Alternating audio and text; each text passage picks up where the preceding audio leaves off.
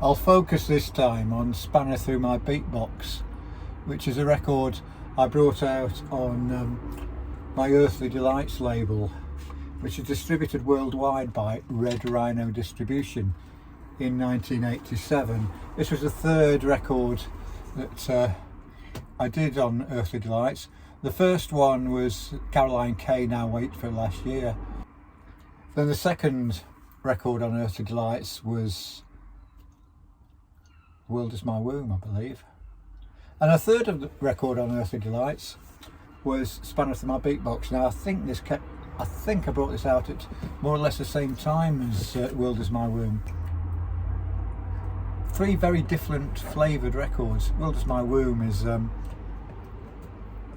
is using a medieval sound, but using samplers to create that medieval sound, if you see what I mean.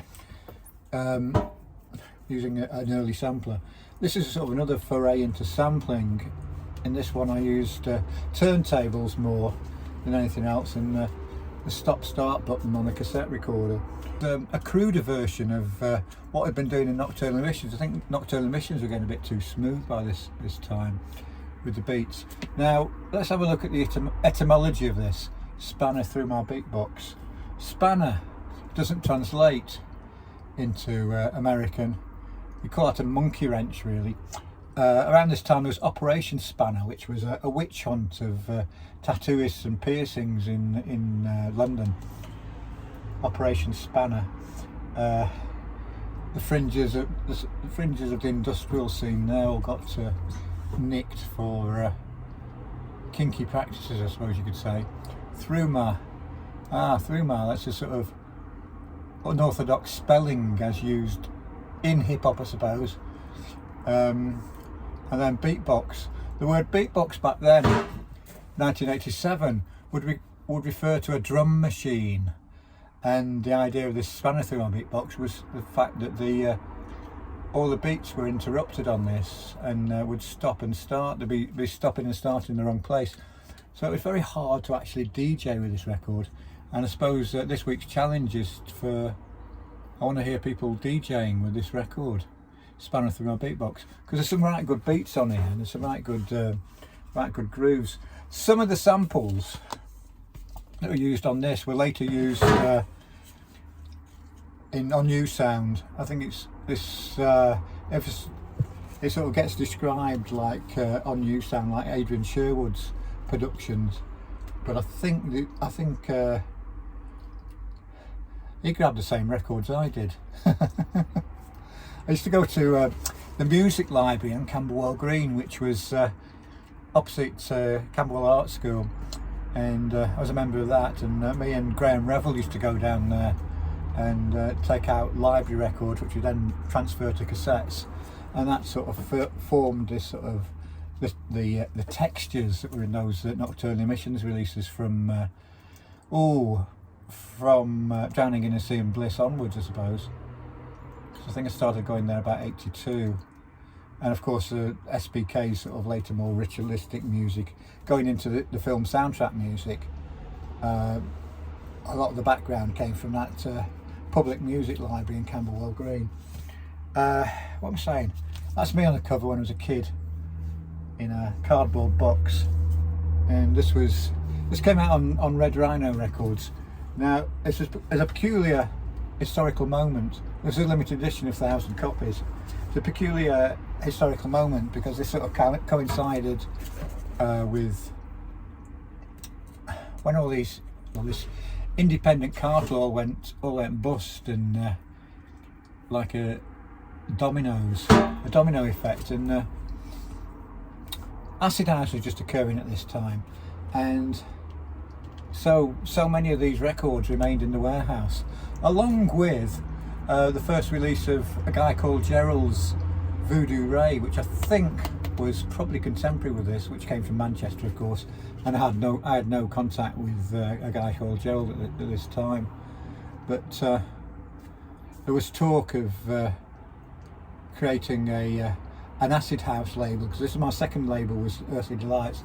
I was going to create a third label and go through Red I was about to start an acid house label straight after this, but the label manager says, I don't think Acid House is ever going to catch on in the north of England. Spanner, I just explained, beatboxing these days refers to human beatboxing. The original human beatbox was Dougie Fresh, and I think he started his operations about 1980. But back then, beatbox meant drum machine. I don't know if I just said that. It's been made in England, as it says on the back. The overdubs on that, it's not all American stuff. It's there's a bit of Radio 4 in there, and there's I've dug into sort of British culture a lot, and it's a local take on hip-hop from that time. So I mean, that was Earthly Delights, 3 great records, 3 very different and very great records. Caroline K, Now Wait for Last Year, The World Is My Womb by Nocturnal Emissions, and Spanner Thru Ma Beatbox by me, Spanner Thru Ma Beatbox. Later, now following the great success of this was picked up by the guy who bought the label Funky Alternatives, Andrew Burton, and he wanted to do some more recording. He was doing these albums, he got licenses for New Order and stuff like that. This sort of like an on-new sound type of vibe, heavy beats, Skinny Puppy type of thing, I suppose. Front 242, I don't know, this sort of electronic body music, I suppose you'd call it, which was like, I was probably the 3rd wave of industrial music, I suppose, when industrial music went into became a nightclub sound more really. So further recordings for Spanner Thru Ma Beatbox, he hired this studio. He had a couple of studios. One studio he hired was this one that Nurse with Wound used in London, and we did some things in there, but they didn't have much kit in there. And at that stage I'd sold off most of my analog gear, and what I really needed for Spanner Thru Ma Beatbox was I wanted that squelchy synth sound, because I got this idea for bass lines to go on it. He hired a studio in Warp Records, and we went in there and we did a session there. It was late all the time. It's so annoying he was so late to do these sessions, but we managed to get a SH01 running on a loop, and there's a subsequent track that went through many edits that came from those Warp recordings and from the studio that Nurse with Wound used to hire, and that came out, and that was called A Spanner Thru Ma Beatbox. So instead of using this sort of hip-hop sort of foreshortening of words, through my, it was THRUGH, and my beatbox, and a spanner. But yeah, this is sort of collage music. This is sort of hip-hop as collage music, which has been consistent throughout everything I've done in Nocturnal Emissions. All the Nocturnal Emissions records and all the Pump records were to some extent collage music, and they come from the collage tradition, the outsider art, sort of folk art tradition of some may call it cultural appropriation, some may call it appropriation art, but that's where it comes from. So yeah, I was going to wave the record at you, but I think that this was a big difference though between Spanner Thru Ma Beatbox and A Spanner Thru Ma Beatbox, in that Spanner Thru Ma Beatbox was very much a hands-on DIY sound, and deliberately crudely constructed through the materials I had available, which were a turntable and a hired drum machine and a rather scratchy record collection. What was left of my record collection after various impoverishments, when I had to sort of sell off all the valuable stuff over and over.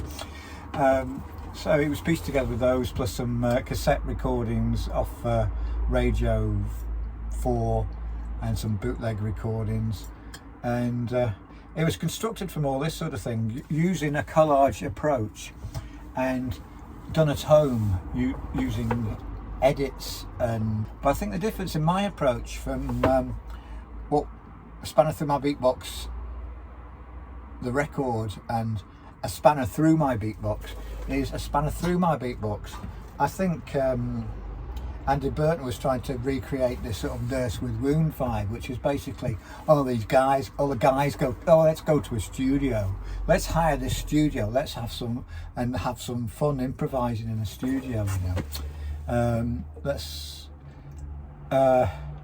whereas I just put hundreds and hundreds of hours into all my edits, and it was very carefully constructed over a long period of time, and a lot of thought went into it. It wasn't let's hire a studio and let's just do it here, and which I think that was definitely what Nurse with Wound was doing, because Steve Stapleton had got no technical background whatsoever. He was just into collecting records, really, and just this whole vibe of weirdness vibe, I suppose. But I was into the sort of very just hands-on, really. I wanted to make it. I wanted to understand all the intricacies of audio production, and I was interested in this the psychological aspects of sound, and how sounds could be rearranged and manipulated, because I've been reading all this, not Delia Derbyshire, what's her name, BBC Radiophonic Workshop stuff. I was into that kind of thing.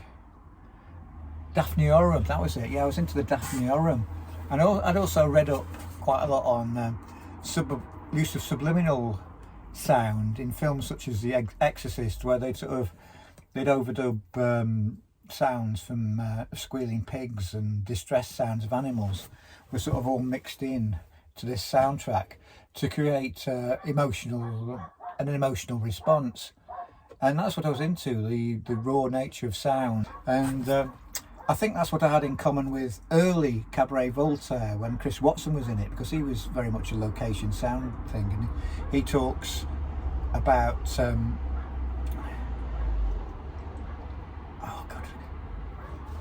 I want to say Guy Underwood. It's not Guy Underwood, is it? He talks very much about a sense of space and sound, and so this wasn't just sort of switching the radio on. This was sort of using segments of sound in that way, which I think a lot of it was in other records, but it wasn't random. It was a construction, a very structured construction, very structured collage. It was not a random switching on and offs, and it was very selective. And I think I've always thought very carefully about the material I was using, which is why there have been these sort of huge presumed changes in direction, but at the heart of it has been this sort of collage approach and a deconstruction approach of what's happening in culture, really. And certainly there was a Cold War paranoia going on in there, where people were very concerned about the effects of advertising, and these concerns sort of still concern me, like the tyranny of the algorithm, and like the bubbles people get into, which lead them to believe strange ideas, like they getting chips implanted into them, and through vaccination, and that vapor trails are chemical trails. Just these sort of daft conspiratorial ideas, which are spread very easily by people who have very little understanding of science, I suppose, and haven't really looked into it very much, but they think it sort of conforms to their prejudices and their basic fears. RPM 33, BPM 111, 113, which is that is the number of beats per minute it was operating at. But back then it would be quite a difficult record to mix, because it doesn't have these sort of long grooves. It's got sudden disruptions in it, which would mess with mess with the flow. There's more ruction than there is flow, and there's more, the beats don't go on and on and on and on like they do in sort of disco music. There's sort of there's this disruption in it. So I'm not a city kid, you see. I grew up in a rural area, and you used to have to make your own, what you had back in those days, which you don't get these days, is you had absolute boredom. You had to make your own entertainment. Like in this case, I'm playing inside a cardboard box at age, I'd be about 4 there, I suppose. And you see there's a visual pun in here. Drop, there, the word drop, of course, means to release an album. So I'm playing around with street slang, but obviously in the early 1960s, I don't think that was wasn't part of the street slang in Tideswell in Derbyshire, in the Peak District. So it's a bit of an anomaly actually, coming from the Peak District and working in hip hop. Because you know, really should be doing heavy metal or folk or something. There you go. Spanner Thru Ma Beatbox. And so the image is chosen because it's a visual pun, and I'm looking at the packaging, you see. And I had because you have to make your own entertainment. This is what this is derived from, you see, the whole collage approach and making things and the things that everyday folks leave behind. That is what I was working with, because back then you have to seek things out, and you had to collect and be very much a gatherer. So this would be a rare photograph. It was quite rare to take photographs of an unposed photograph of a kid. That was probably quite a rare photo then, really, in 1961 or whenever that was. 1961. Anticipating the street slang, you see. In 1961, I'm anticipating the street slang of, well, I don't know, was drop slang until 1981. I don't know. In hip hop. Beatbox, you see, box, I'm in a box. In a box, in a bag, in my room, as we said in the pump. The art of the record sleeve was my only outlet for a while, and from the inserts I put in records, and from the folders and postcards. That is sort of how I did it, because I never did art exhibitions, you see, because I thought sort of people go to art exhibitions, they spend about no time at all looking at something, you know. They'll look at something, and they'll look at another thing, they'll look at another thing, they'll look at another thing, and then they'll probably bump into a sculpture while they're standing back to look at a painting. So, well, mostly they're sort of doing a bit of chit chat. They don't really study things in the way that you'd study an image in a book, in a book that's printed on paper that you've got an intimate contact with, and like a record sleeve like this, because I mean, obviously these are ideal for rolling spliffs on, and as you're rolling it, you know, they were a good surface for that kind of thing, and that was kind of all the rituals that went with this mode of production.